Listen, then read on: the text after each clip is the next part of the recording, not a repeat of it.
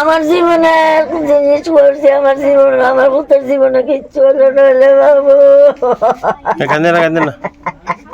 টাকা টুকা ছিল না এমনি? না টাকা নাই বাবু, টাকা তোমার থাকছে না, যা সব শেষ। আচ্ছা, এমনি আগুনটা লাগছে বলতে আপনার কোন জায়গা থেকে? আমি ঘুমাইছিলাম ঘরের ভিতরে? হ্যাঁ, ঘরে ঘুমাইছিলাম। তারপরে ওরা তো দেখ পুরো ঘরে আমার শরীর আগুন ইট লাগবে না, আমি ফল দিতে আমার কিছু করতে না।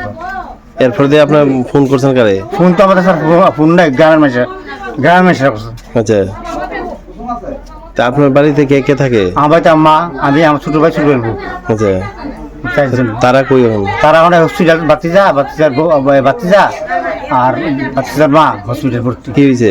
তারা ওই দেখতেছে হাট তুলে আচ্ছা, অসুস্থ হয়েছে? হ্যাঁ, মা অবিস্তাব এই আগুন দেখা? আগুন দিকে এমনি কেমন ক্ষতি হয়েছে? ক্ষতি স্যার, ক্ষতি তো প্রচুর ক্ষতি হচ্ছে, অনেক কেমন করতাম স্যার, বাকিটা মা কইতে পারবো।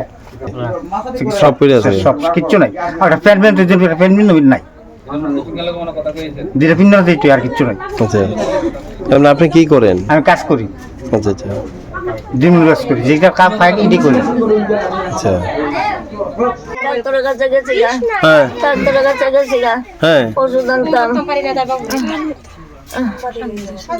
হ্যাঁ, বল, তারপরে আমার পুত্রটা দিচ্ছে 200 টাকা, আমার 100 টাকা সবজি আনি আর 100 টাকা ওষুধ আনি। আমি ওষুধ লইয়া, ঘরে কি কি আসলো এমনি?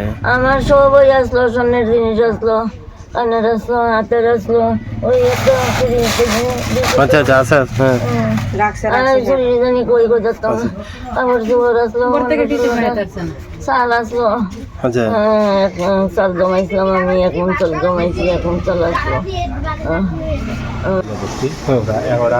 11:40 দিকে আমরা কল পাইছি। হ্যাঁ, তো কল পাওয়ার লগে লগে আমরা ঘটনাস্থলে পড়ছি, পূজার পরে গিয়ে দেখি আগুন সাগরে দাউ দাউ জ্বলছে। আমরা সঠিক কাজ করছি, করে সেটা কন্ট্রোলের নিয়ন্ত্রণে আনার চেষ্টা করছি, আনছে। হ্যাঁ, বিপুল পরিমাণে বাড়িঘর জ্বলে গেছে, ক্ষয়ক্ষতির পরিমাণ বেশি হয়ে গেছে।